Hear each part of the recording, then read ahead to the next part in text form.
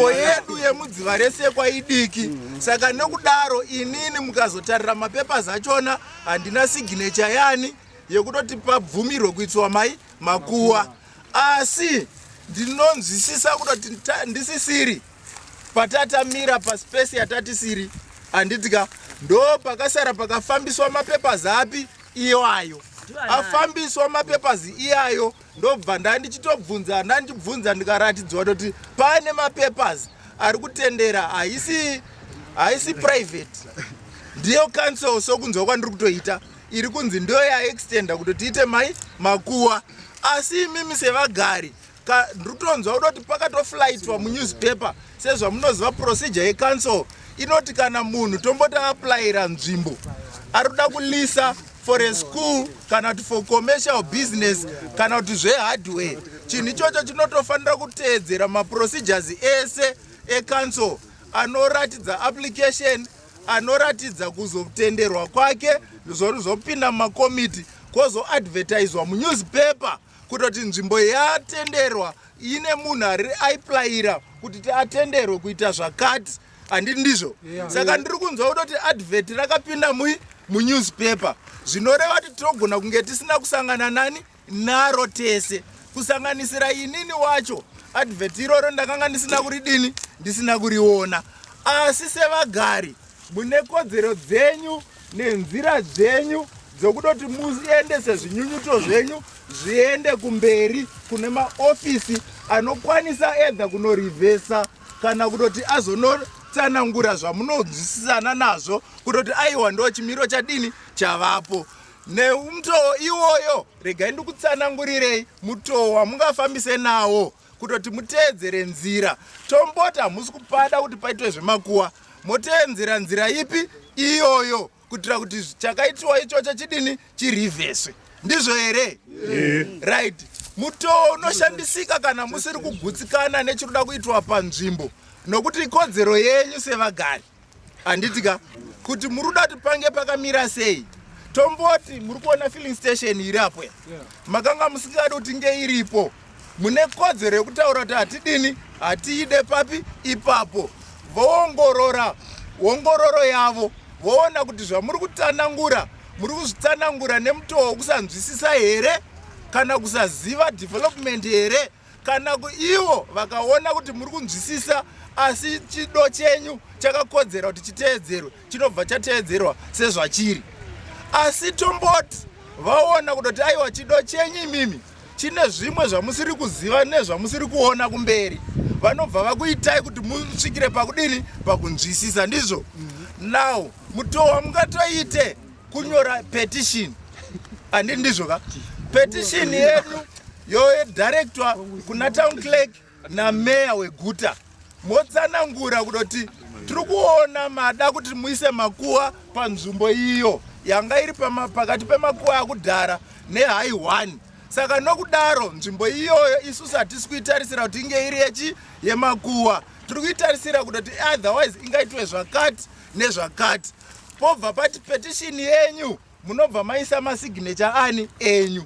Masignature enyu maaisa, tsamba iyoyo inofanira kutoti yoendeswa kutown house, yonosvika kuofisi kwameya. Meya ndiye mukuru weguta. Kana aongorora tsamba yenyu, iye anozotora matanho ake kuti vazoona kuti vozvifambisa sei, kuti vadzoke kwamuri neanza yamunogutsikana nayo. Nemashoko yayo ndatenda, ndisingazivi kana pane mumwe mubvunzo zvekare. Mubvunzo wanachida kubvunza ndeyekuti you are also in the council, handiti? Yes. Muri mucouncil pakaitwa deliberate this issue, makambonatsombozvifunga kuti there is a school here, mwana unenge achiverenga ari umo, achiverenga ari unzwa hatina mushapa yowemewe. Do you think concentration inouya? Yes, it's true. Tadaro, that's the one. Council, when you do your things, do you have the community at heart? That's the question. Ndofunga right now, mvura yakaenda rini? Mvura yakaenda Monday, handiti? Mvura yaenda Monday. If I'm not mistaken, tine boho rapa, handiti? Ini mwana wangu akaita research yeboho iyi. achitarisa nema-water bodies, the effects of the effects of maboreholes ari near cemeteries. According to his survey, it's unfortunate is away nebasa. Pakapedzisira kuiswa body 1992. And it saka patakaisirwa borehole yedu, we had concluded kuti my bodies are up. They were fully decomposed and it. Saka imimi kana makuti ne situation iriko izvezvi, we have been going for days without water. Pane bowls yakamboya for to give people water. Where are we taking our water from? Tiri kurarama nematsime and it. Saka if you think of kuti imimi munatsa kudeliberate a full council, which are a full council meeting, you could deliberate this open space ngatiise Makuva achano contaminate mvura iri kuzasi anti muri kuona kuno kumusoro, and then you decide kuti let's put my graves upstream ku downstream ndo kuri kubva mvura yedu. Mune a whole council ndobva maconclude ndobva maona kuti no zvakatokodzera zvinotoita munogona kuti according to the city bylaws zvakanyorwa kunzi this is ngirikini, but before pasati apa pakanyorwa kunzi ise cemetery, but DZ4 iyo yakanga isiripo. Makambozvibvunzawo kuti DZ4 payakazovapo chii chakaita kuti musarambe muchingo extenda cemetery iyi. Handiti inyaya ndeyekuti vanhu vakanga varipo during that time they were not selfish. Handiti vaizviziva kuti tikaramba tichiisa magraves apa vanhu pakapasi kudhara pakapasina kuiswa juraho, vakabva vaisa juraho ndobva vafenza. Handiti because they had their community at heart. Saka imimi zvenyu zvamurungoita, you're just thinking about money. Land barons to put their money in their pockets. My stomach, how much is this grave? It's not going to be less than $400. We've got youth. Tinema youth in community. Sure totadza kuita kuti ngatimweita innovative hub. President vari kuti nyika inovakwa nevene vayo. Ndisu vene vasvezvo. Mutunzira maland barons. Ari kubva uko. Kuya kunoita mari. Nyika inovakwa nevene vayo. Isusu DZ4 ndisu vene venyika ishi. Ngatipe apa kuvana vedu petka ma innovative hubs. Vana vedu vaita ma projects, not this nonsense. A whole council inotaura this is rubbish. Tazviramba izvo. Community DZ yati no. Notenda. Pamusoro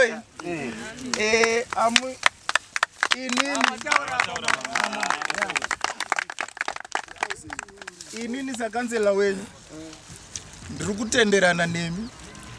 Andina basa kuti mavidhio achatorwa achafamba achasvika kupi, nokuti ndakagara ndatsigirana nemi from weDzivarasekwa pavakanga vaaplya nguva yangu, ndikati hazviiti kuti tiite Makuva munzvimbo ipi iyo inoi. Dzivarasekwa kumuzasi ukoko vanhu vakambunyikidzana kugara.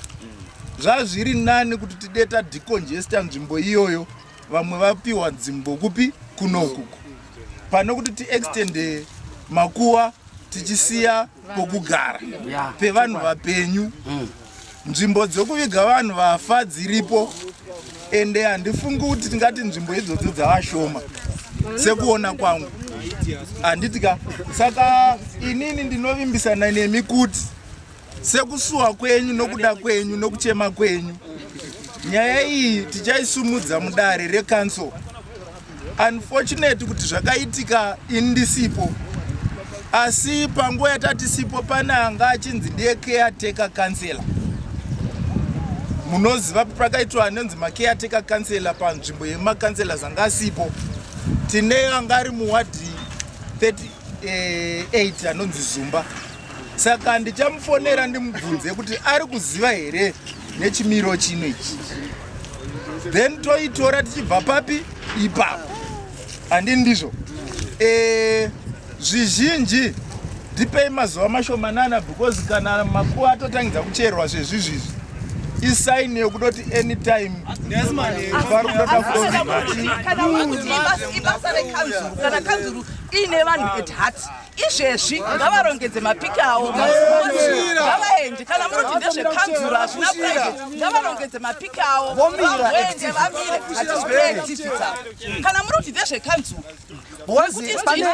pane advert rakakandwa futi zvekare takatoiona paFacebook. Soro ndiri kuona pane vari kuda kutaura neni, mavaona vachisvika. Handina kuda kuvapa platform because ndanisina chandiri kudini chandiri kuziva nezvazvo kudoti chii. Sorry ndimbo ngavawe takatukudzana kuti December yato imwe fichi problem saka kana pane mapepa kuti ngatienda tonopiwa an interdict yostopa this activity because hatikutora chikoro chikatora nzvimbo ino it's fine benefita isusu secommunity but isinetari haina zvekuti benefit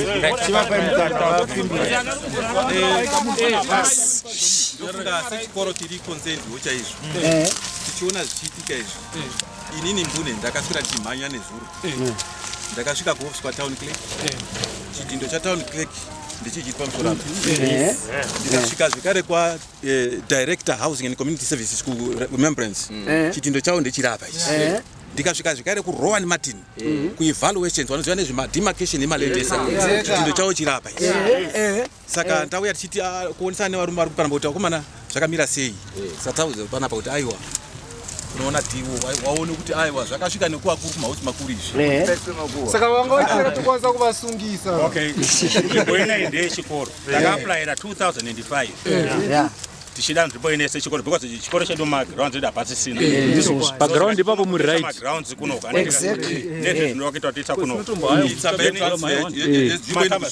transfer zvese zvakaitika iripo ah nice vana venyu havangadzi vanhu vachivigwa vanhu vachibatina mushazviti hatatokusapota kutorwa nechikoro hatina kana but Makuva kuda Makuva tikupira kuti tame bhora mukati apa pakagara papa neground remabhuza rataiziva papa nechinetball pitch chiri kuzasuku chaikwanisa kushandiswa for that benefit to the community.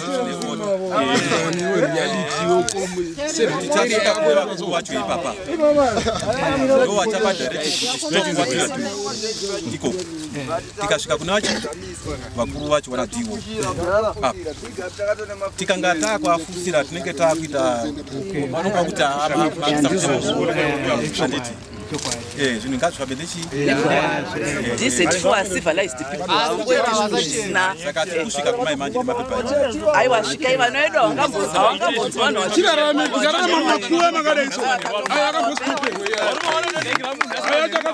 asi musazotora muzotambira bhora please vakamasiyire kuti hazviite kamagara vanhu ndekupi kunhu kana kuzororoka kwamunoona kuna Makuva mumba munogara vanhu tichita meeting yekubvisa Makuva yarapa akare okusama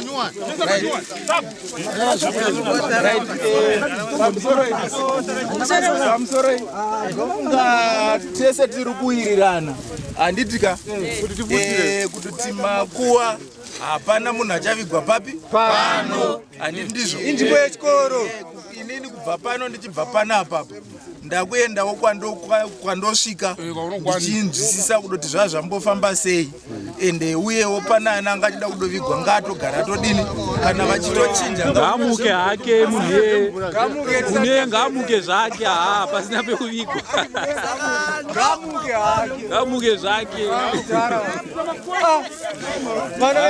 ngamuke zvake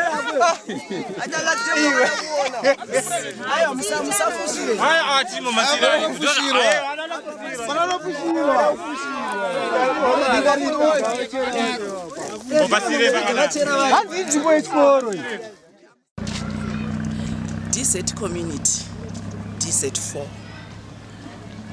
we voted for councillors, but at the same time, councillors are sitting down to deliberate on things that are not benefiting us, the community.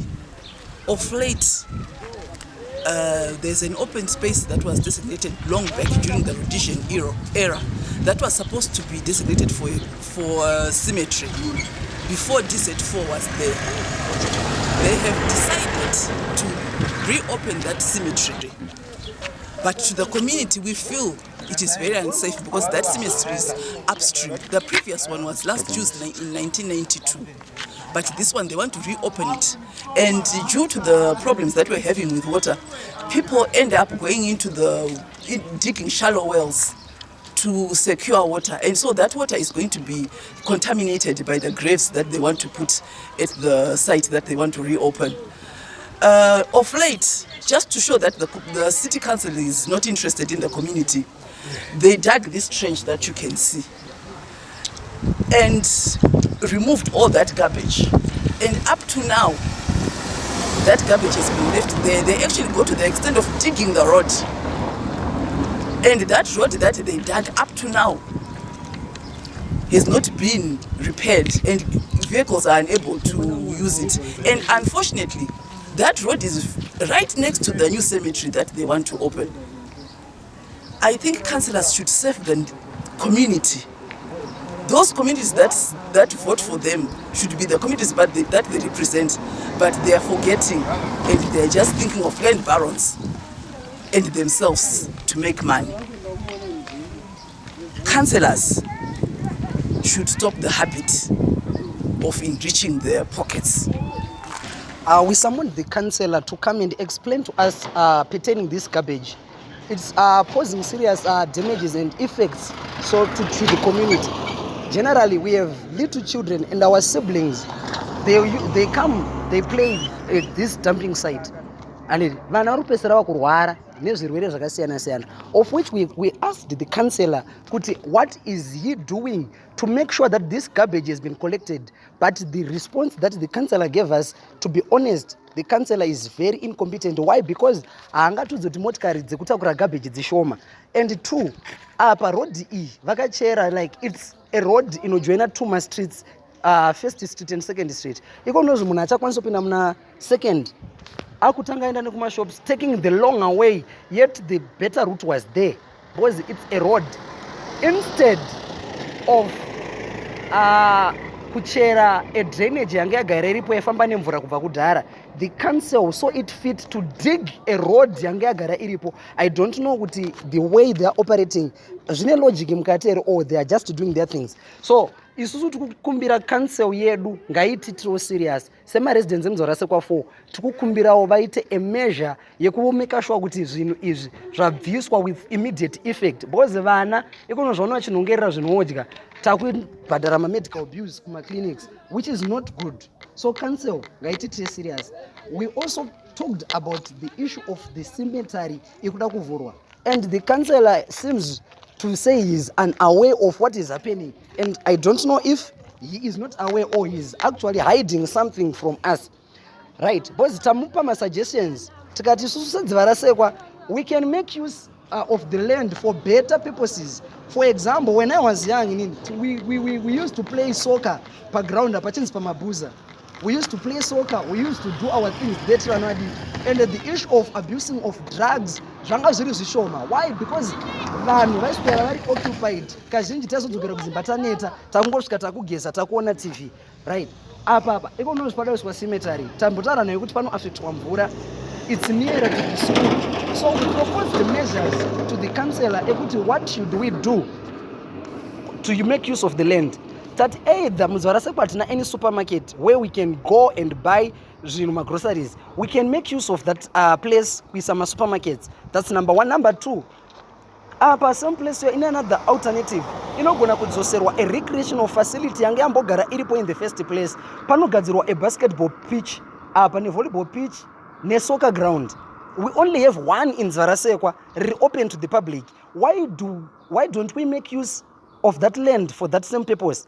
3, tine vanhu vari kuita ma projects muZimbabwe, tine vanoita carpentry. They've taken so many youth vari kunga vakuabuse madrugs, and some of them vakatoregedza kuputa mbanje, some of them vakaregedza kuputa dombo. Why? Because vakatorwa vakatanga kugurumwa, vakuswera vari busy. So if we make use of that land kuti ishandiswe for that purposes, I think it would make sense other than kuisa a cemetery. We have other better places ekuisa cemetery. So as DZ, we are saying no to this. Kune vari kuzviita vachona, zivai kuti vagari vemuDzivarasekwa havasi kuzotendera and hatisi kuzozvibvumira kusvika maregedza kuzviita.